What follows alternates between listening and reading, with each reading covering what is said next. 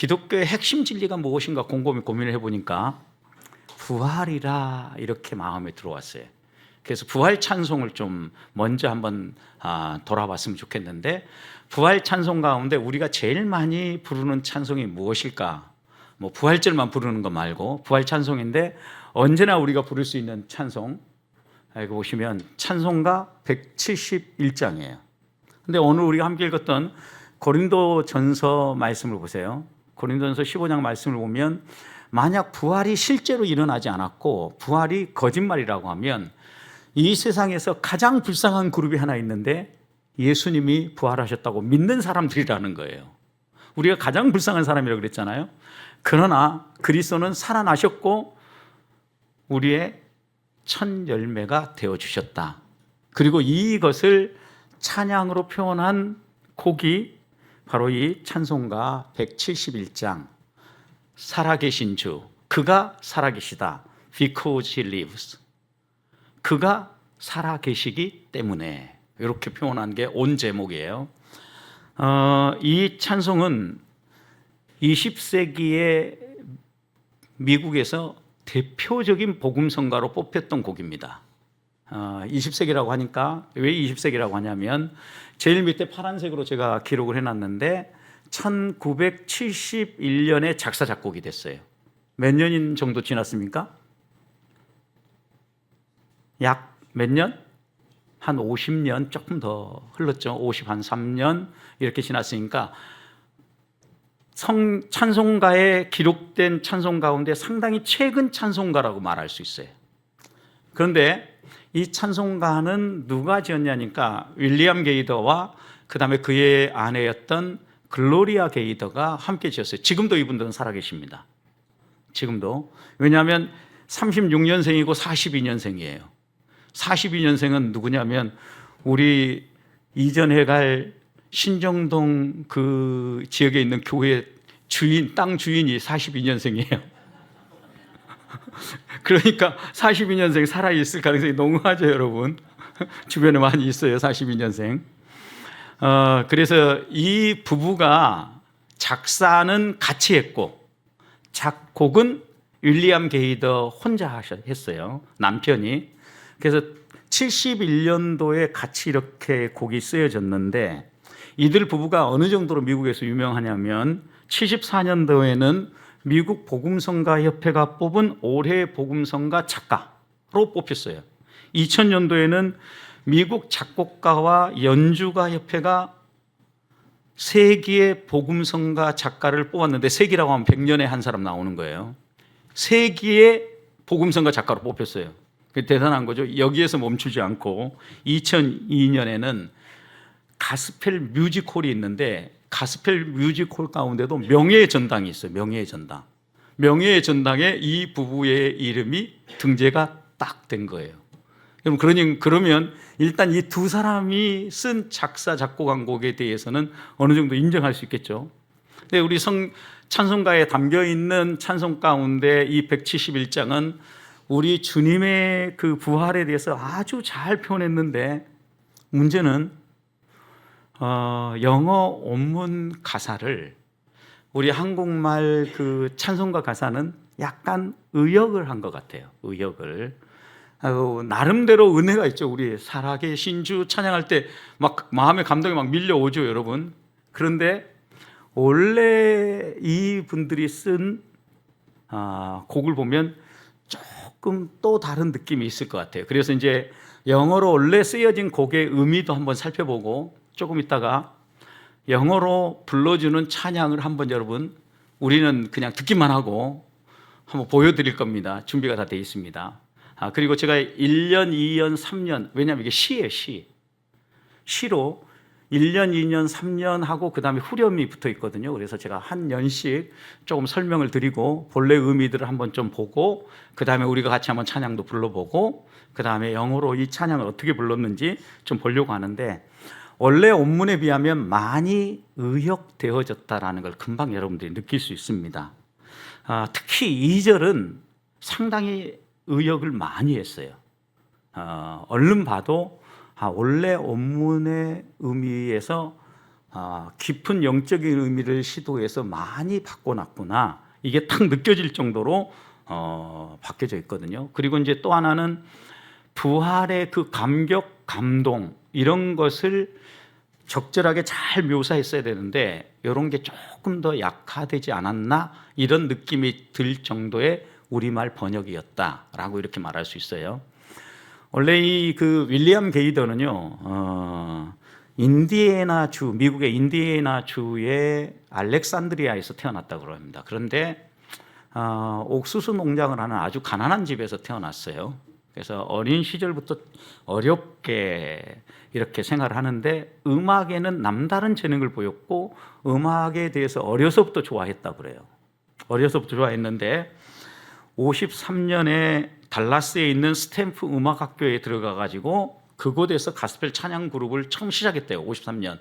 원래 이분이 여기 몇 년생이라고 돼 있어요? 36년생이잖아요. 그러니까 53년이라고 하면 이제 한 우리로 하면 고2, 고3 이 정도 나이 됐을 때 이미 음악학원에 들어가 가지고 초등, 중등, 고등 교육을 마무리하고 그다음 가서 이렇게 전문적으로 음악 교육을 하기 시작한 겁니다. 근데 이때 얼마나 가난했냐면 슈퍼마켓에서 일을 하고 알바하듯 일을 하고 정육점에서 고기를 썰면서 학비를 벌었다 그래요. 그리고 나서 이제 그가 이 음악학교를 통과해서 그다음 그 알렉산드리아에 있는 대학에 진학을 했는데 그 대학 앤더슨 대학에서 처음 전공한 것은 영문학이었다. 자기네로는 영어 미국이니까 국문학을 한 거죠. 국문학 우리로 말하면 영문학을 전공하고 부전공으로 음악을 선택을 했어요. 그러니까 영문학을 하니까 이제 영어로 시를 쓰는 데 있어서는 약간 이런 감이 있다. 우리 국문하면 국문학 전공한 사람들이 국어 시에 시감을 살려서 짓는 것처럼 이런 감이 있었다라는 거죠. 그리고 졸업한 후에 61년도에 이 알렉산드리아에 돌아와서 고등학교 교사를 합니다. 교사를 하는데 거기에서 우리로 말하면 영문학과 이제 영어와 문학을 가르치는 건데 우리로 말하면 국어와 국문학을 가르친 거예요. 그런데 거기에서 이제 아내를 만나요. 그 학교에서 프랑스어와 프랑스 문학을 가르치는 아내 글로리아를 만나가지고 둘이 결혼하게 됩니다. 근데 이 두 사람이 마음이 딱 맞았어요. 딱 맞아가지고 작사하고 작곡하고 복음성가를 같이 부르는데 열심을 해가지고요. 61년에 결혼을 하고 65년부터는 부부가 서로 작사 작곡을 마음을 먹어가지고 일을 내려놔요. 전문이 이제 이 복음성가를 위해서 그리고 작사 작곡하고 찬양하는 사역에 본인들의 마음을 쏟아붓습니다. 그러면서 나온 찬송가 가운데 하나가 이 171장인데 171장이 언제 이렇게 지어지냐면 71년에 작사되어지는데요. 원래 이 부부에게 61년에 만나서 한 65년 이 정도에 결혼을 한 것 같아요. 65, 6년경에. 그래가지고 딸을 둘을 낳았어요. 먼저 딸을 둘을 낳았는데 70년도에 아들을 낳은 거예요. 아들. 여러분 딸 둘 낳고 나서 세 번째 아들을 낳으니까 너무 그 부부가 기쁜 거예요. 그래서 그 기쁨을 안고 이 살아계신 주를 작사한 거예요. 근데 어디부터 작사했냐? 2절, 2연부터 작사를 했어요. 그리고 1년, 3년, 1절, 3절을 작사한 거예요. 이런 그 배경을 여러분이 머릿속에 먼저 한번 딱 생각을 하고 생각해 보세요. 저도 이제 아들 둘만 낳았는데 제가 셋째 딸만 난다 했으면 목숨 걸고 낳았을 겁니다. 근데 또 아들이 나올까 봐 못했는데 여기는 딸 둘 낳은 다음에 셋째가 딱 아들이 태어났어요. 얼마나 기뻤겠어요. 그 셋째 아들을 안고 그 기쁨을 2절에다 그대로 담아낸 거예요. 제가 조금 더 이제 영어하고 한글을 대조하면서 제가 설명을 해드리겠습니다.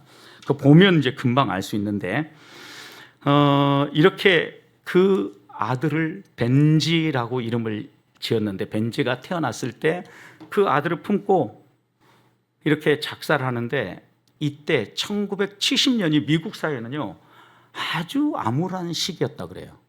왜냐하면 이때가 미국에서 베트남 전쟁이 아주 어려움을 겪고 있을 때 미국이 베트남에서 발을 뺀 것이 73년이에요. 그리고 베트남 전쟁이 종전된 게 75년이에요. 이렇게 이제 대강 생각해 봐요. 그러니까 미국에서 베트남에서 온갖 모든 것을 용수고 다 예를 써도 안 되니까 거기서 발을 뺀 거 아니에요. 그러니까 베트남 전쟁으로 해서 매우 어려운 시기였고, 또 하나는 그 당시에 마약이 그렇게 성행했다 그래요. 미국 안에 마약이 성행하고, 또 하나는 거기에 얼마나 그 암울함이 있었냐면, 사람들이 이렇게 마약을 하고 자기 쾌락을 추구하면 그 다음에 그 사회에 변화가 일어나죠. 왜냐하면 미국은 처음에 청교도 신앙으로 시작된 나라잖아요. 그런데 하나님을 부인하는 풍조가 막 이렇게 올라오고 있는 시기가 바로 이 70년 이 당시라고 그래요. 여러분, 이런 분위기 속에서 이 아이가 태어났어요. 부모가 뭘 고민할까요? 이 아이가 도대체 어떻게 살 건가? 이 어려운 세상을 이겨낼 수 있을까? 이런 여러 가지 근심이 있는데, 이런 근심을 어떻게 이연에다 담아냈냐면, 이런 어려움들이 있지만 이런 어려움들을 직면한 이 아들이 그래도 because he lives, 그가 살아계시기 때문에, 주님이 부활하셨기 때문에 대면하고 당당하게 이겨낼 수 있겠다라고 2절 작사를 쫙 한 거예요. 또 이 당시에 이렇게 그 나라도 어려웠는데 이 부부도 되게 어려웠다 그래요. 어느 정도 어려웠냐면, 그 당시에 한동안 곡을 막 쓰지 못해가지고 슬럼프에 빠진 적 있잖아요, 사람마다. 요 슬럼프 시기였다고 얘기하고, 윌리엄 게이더는 그 당시에 백혈병을 앓았다 그래요. 그러니까 백혈구가 수치가 막 바닥으로 떨어지면서 건강에 적신호가 막 켜지니까 여러 가지 면에서 어려웠을 거 아니에요. 그래서 이 부부가 처음 이 아들이 벤지가 태어났을 때 이렇게 외쳤다거든요. 지금 이 아이가 태어나기엔 너무 안 좋은 시기다. 나라로도 우리 가정으로도. 그래도 하나님이 이 아이를 주셨다라는 거예요.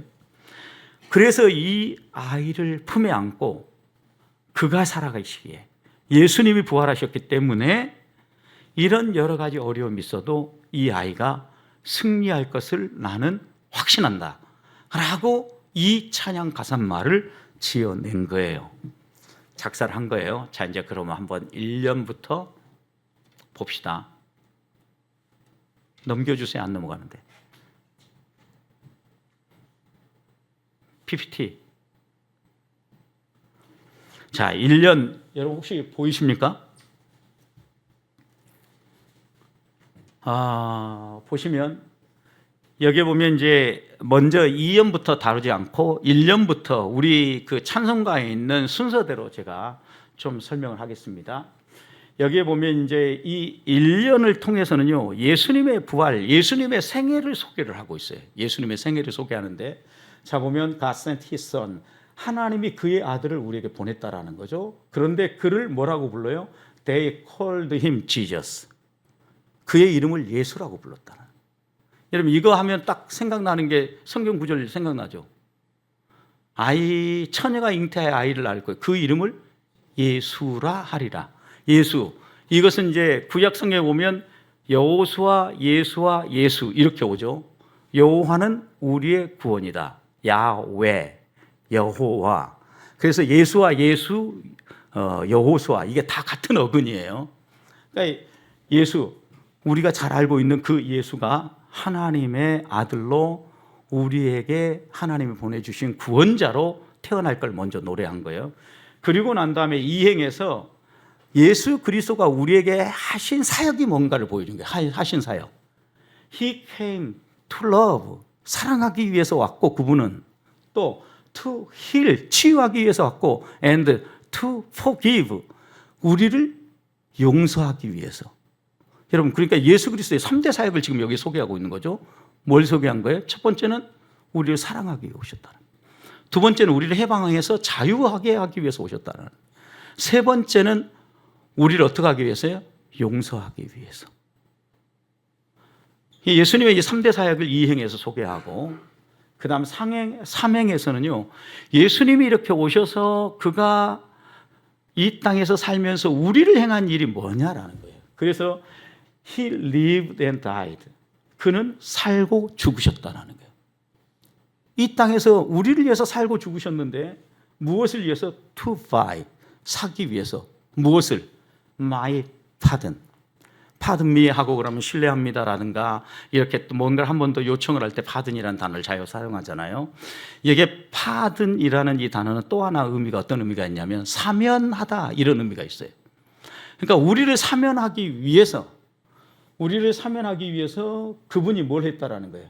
대신 값을 지불하고 샀다라는 거예요. 우리의 죄값을 십자가에 죽으시고 그 다음에 이 땅에서 사시고 살고 죽으시고 우리 사명권을 사서 깨끗하게 제어하기 위해서 예수님이 이 땅에 오셔서 살고 죽으셨다 이 말이에요. 이거 예수 그리스도의 구속 십자가를 그대로 묘사한 거죠. 그 다음에 마지막 사행 1년의 사행은요, an empty grave. 이 grave라는 것은 무덤이잖아요. 빈 무덤을 이야기한 거예요. 빈 무덤은 is there. 거기에 있는 빈 무덤이에요. 거기에 있는 빈 무덤은 to prove. 증명한다. 무엇을? My Savior lives. 나의 구원자가 살아계심을 증명해 준다. 이게 이제 지금 첫 번째 1년이에요. 여러분 1년에 보면 예수 그리스도가 부활하신 것뿐만 아니라 예수 그리스도의 사역이 무엇인가를 이 1년 안에 그대로 담아낸 거예요. 그러니까 얼마나 우리가 이제 찬송가를 이렇게 의미를 하나하나 뜯어보지 않고 그냥 보면 그냥 쑥 살아계신 주 나의 참된 소망 이러면서 그냥 불러가는데 요 의미들을 하나하나 보면 얼마나 그 안에 정확하게 예수 그리스도에 대한 신앙 고백을 부활과 그분이 하신 사역과 그분이 우리를 위해서 행하신 일들 이것을 정확하게 기록하고 있는가 금방 볼 수 있어요. 그리고 이제 2연으로 넘어가면요. 2연에 보면 여러분 이제 완전히 이제 우리 찬송가 여러분 한번 171장 한번 펴 보시기 바랍니다. 찬송가 우리 171장 2연은 주 안에서 거듭난 우리 기뻐하며 찬양하리. 이게 이제 어떻게 묘사됐냐면요.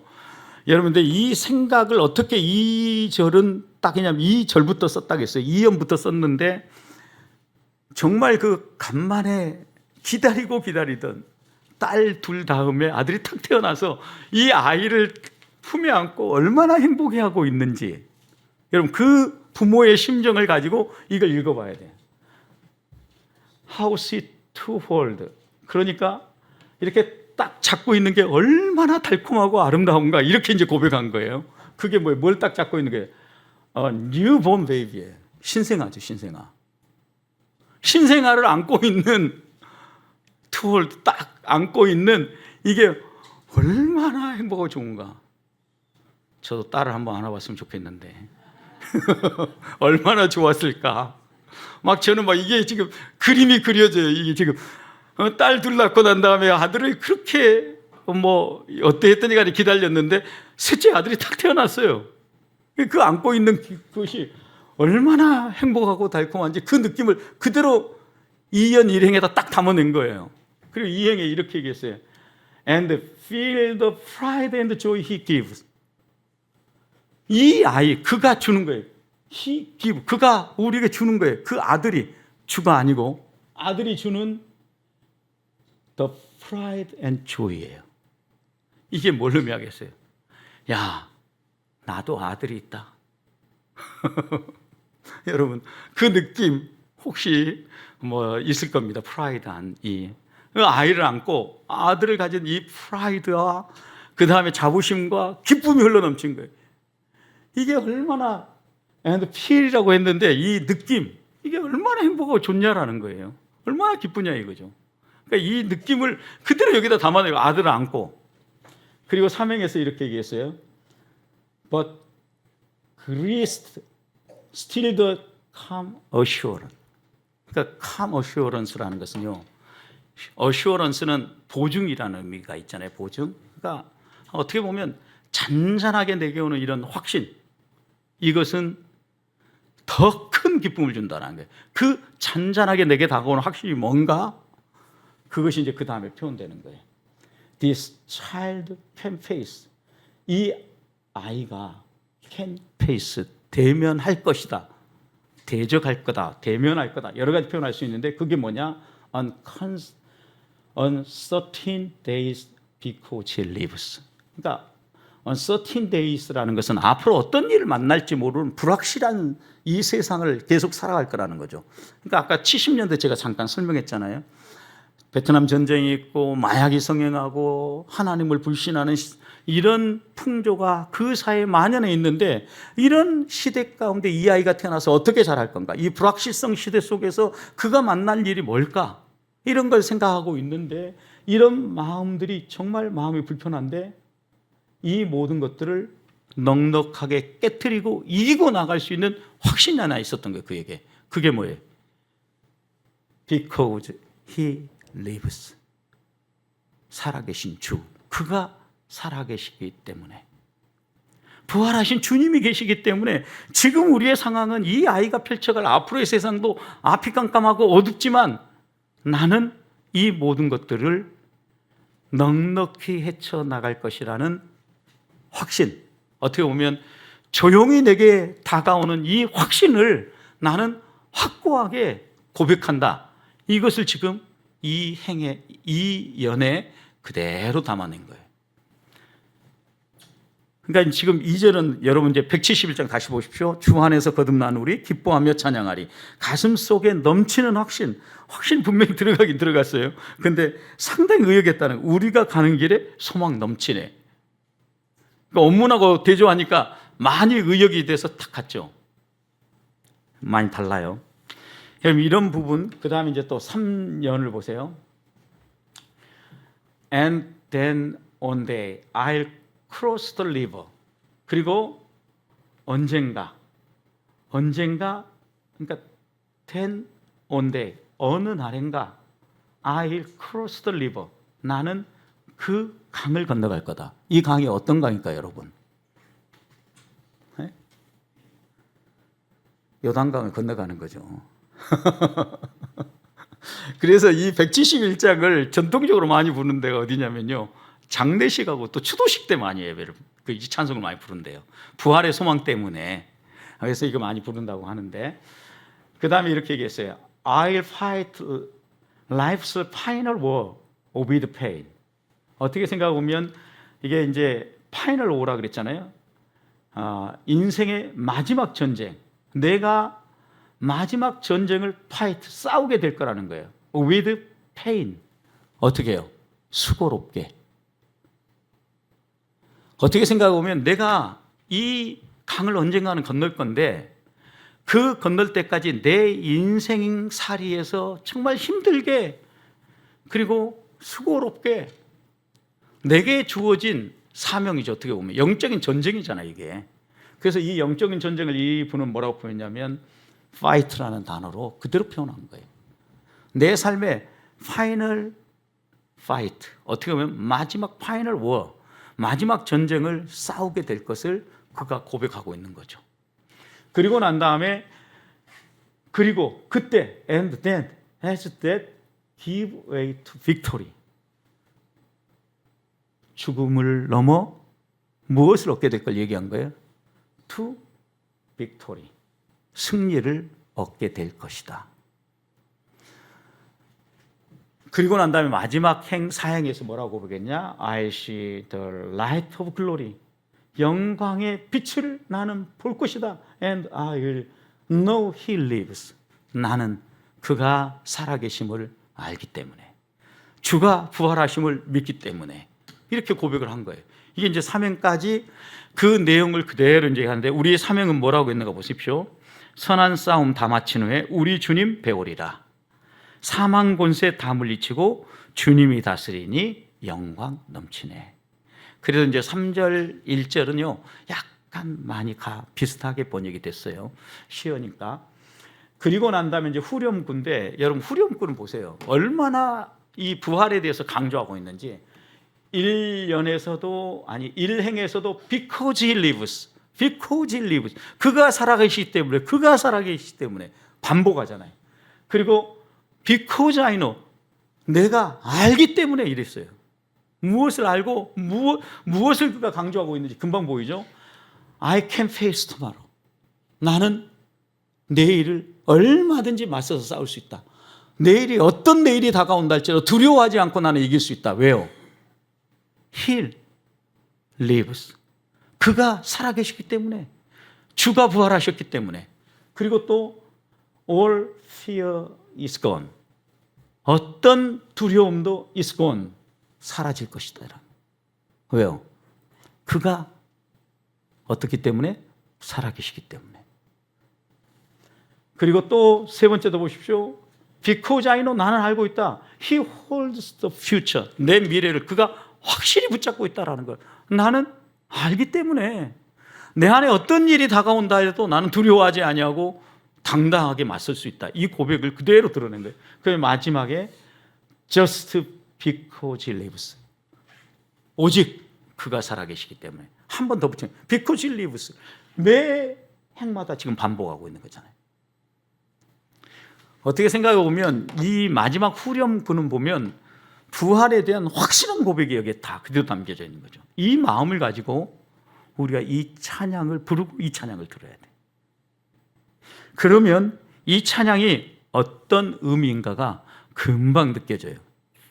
근데 분명한 거 하나는, 여러분, 그가 살아계시다라는 이 because he lives라는 이 표현이요, 아주 이 시 속에는 강조되고 있다라는 거예요. 부활의 주님을 찬송하는 이 찬양을 이제 쭉 보여주는데요.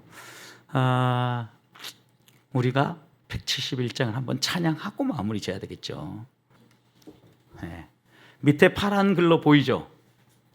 이게 원래 원문입니다. 우리 같이 한번 1절부터 3절 마무리 찬양 한번 불러보고 마무리할 건데, 좀 부르시면서 밑에 가사말도 우리가 원래 부르는 이 가사말의 원래 의미가 이런 것이다 라고 생각하면서 같이 한번 찬양을 하면 좋을 것 같습니다.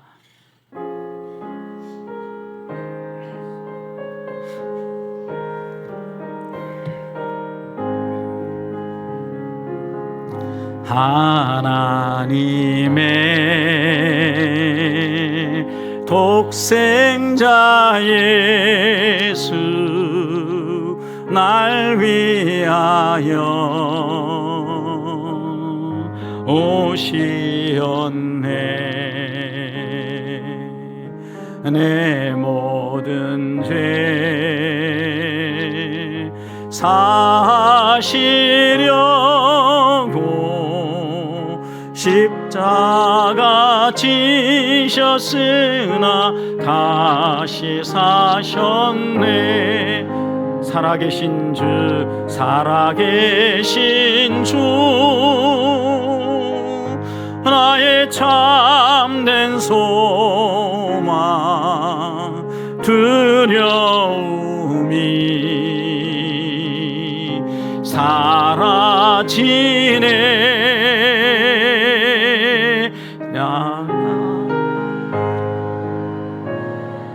갈 길 인도하니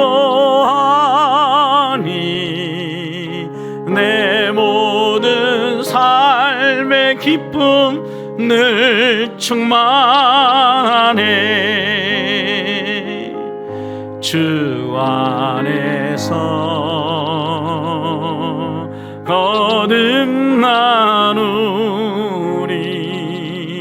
기뻐하며 찬양하리. 가슴 속에 넘치는 확신, 우리의 가는 길에 소망 넘치네. 살아계신 주, 살아계신 주, 나의 참된 소망 두려움이 사라지네.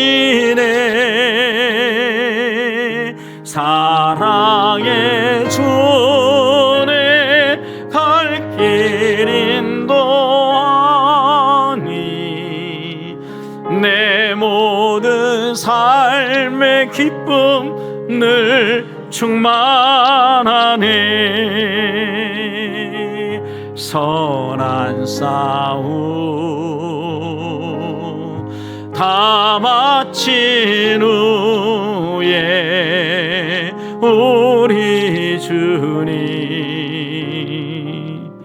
배우리라. 승망권 다 물리치고 주님이 다스리니 영광 넘치네. 살아계신 주 나의 참된 소망 두려움이 사라지네. 사랑 주네 갈 길 인도하니 내 모든 삶의 기쁨 늘 충만하네.